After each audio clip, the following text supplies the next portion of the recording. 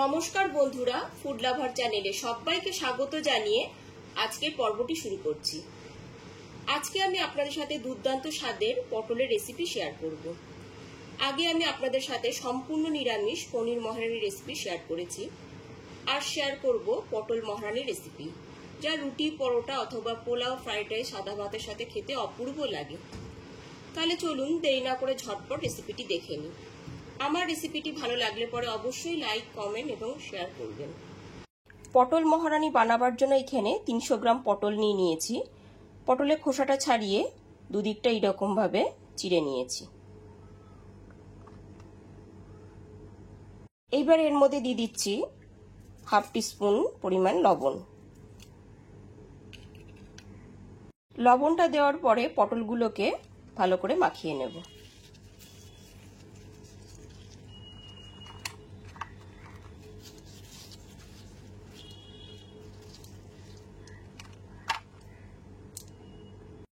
পটলগুলো লবণ দিয়েই খালি মেখে রেখেছি। এই রান্নায় কিন্তু খুব একটা হলুদ গুঁড়োর ব্যবহার করা হয় না। যদি হলুদ গুঁড়ো দিয়ে মেখে পটলগুলো ভাজতাম, তাহলে পটলটা ভাজার সময় তেলটা কালো হয়ে যেত। ওই জন্য সামান্য পরিমাণ লবণ দিয়ে পটলগুলো মেখে রেখেছি। এরপর পটলগুলো ভেজে নেব। গ্যাসের ফ্লেমটা অন করে একটা কড়াই বসিয়ে দিয়েছি। কড়াইটা খুব ভালো মতো গরম হয়ে আসলে পরে তাতে দিয়ে দিয়েছি 3 টেবিল চামচ সর্ষের তেল। এইবার লবণ মাখানো পটলগুলোকে দিয়ে দিচ্ছি। সমস্ত লবণ মাখানো পটলগুলোকে দিয়ে ভেজে নেব। সমস্ত লবণ মাখানো পটলগুলো এখানে দিয়ে দিয়েছি। এবার গ্যাসের ফ্লেমটা মিডিয়ামে করে পটলগুলোকে ভেজে নেব। গ্যাসের ফ্লেমটা মিডিয়ামে রেখে পটলের এপিটোপিটি উল্টে হালকা লাল করে ভেজে নিতে হবে।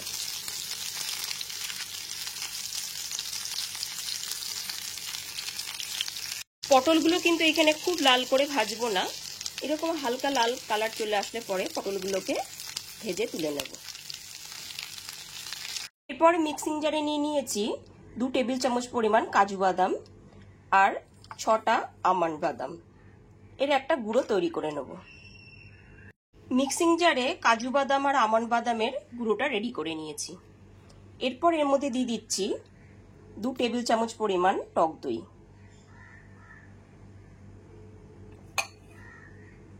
দিয়ে দেব হাফ টিস্পুন পরিমাণ হিং। যেহেতু এটি নিরামিষ রান্না, এজন্য হিংয়ের ব্যবহার করলাম।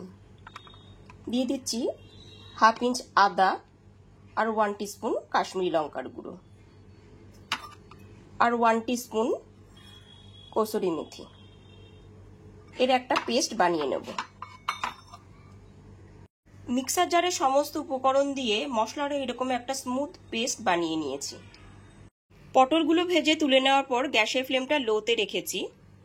এরপর এর মধ্যে মশলার পেস্টটা দিয়ে দিচ্ছি।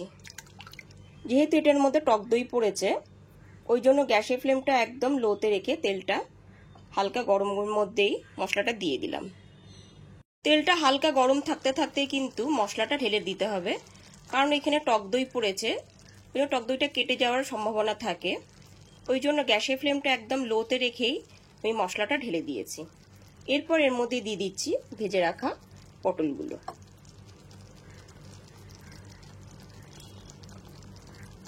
গ্যাসের ফ্লেমটা কিন্তু এখন লোতেই রাখা আছে।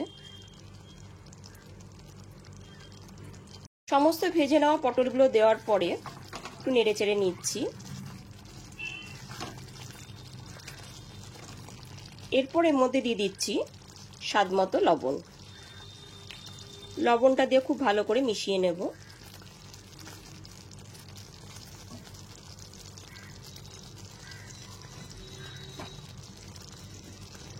এরপর ঢাকনা দিয়ে ঢেকে 4 থেকে 5 মিনিটের জন্য রান্না হতে দেব। পটল মহারানিতে দেওয়ার জন্য একটা ভাজা মশলা রেডি করেছি। তার জন্য একটা কড়াইতে দিয়ে দিয়েছিলাম 1 টিস্পুন জিরে, 1 টিস্পুন ধনে আর 1 টিস্পুন মৌরি। হালকা করে ভেজে নিয়ে ঠান্ডা করে নিয়ে মিক্সার জারে মশলাটা রেডি করে নিয়েছি। 3 থেকে 4 মিনিট পরে ঢাকনাটা খুলে দেখে নিচ্ছি।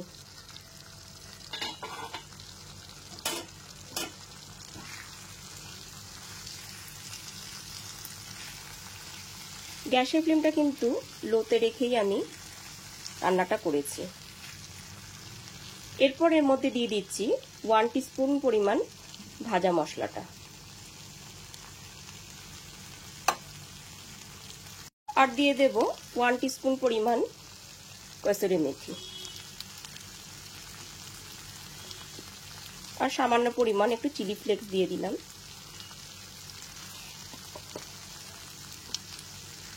ভাজা মশলা, কসুরি মেথি আর চিলি ফ্লেক্সটা খুব ভালো করে মিশিয়ে নিচ্ছি।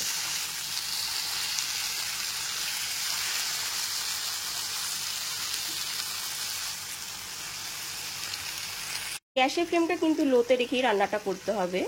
এরপর এর মধ্যে 1 টিস্পুন চিনি দিয়ে দিলাম। যেহেতু এটি নিরামিষ রান্না, চিনিটা দিলে স্বাদটা খুব ভালো আসে। চিনিটা দিয়ে খুব ভালো করে মিশিয়ে নিচ্ছি। এরপর এর মধ্যে দিয়ে দিচ্ছি 1/2 কাপ পরিমাণ দুধ আর 2টো কাঁচা লঙ্কা। দুধটা দিয়ে খুব ভালো মতো একবার মিশিয়ে নিচ্ছি।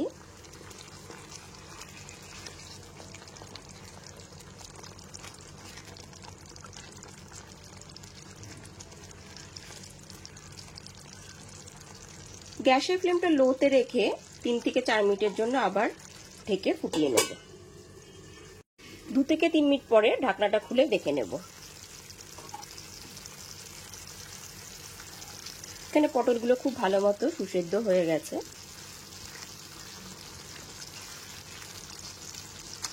রান্নাটা প্রায় হয়েই এসেছে।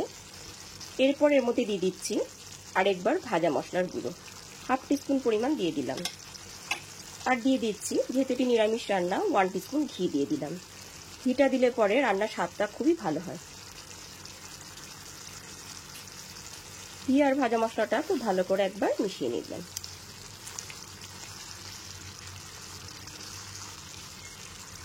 এবার গ্যাসের ফ্লেমটা অফ করে দিলাম। এরপরে 2 থেকে 3 মিনিট স্ট্যান্ডিং টাইমে ঢেকে রেখে দিলাম। একদমই ফাইনালি রেডি হয়ে গেছে পটল মহারানীর সুস্বাদু রেসিপিটি। গরম গরম সাদা ভাত, ফ্রাইড রাইস, পোলাও অথবা রুটি পরোটার সাথে এটি খেতে অপূর্ব লাগবে। তাহলে চলুন গরম গরম পরিবেশন করে ফেলি।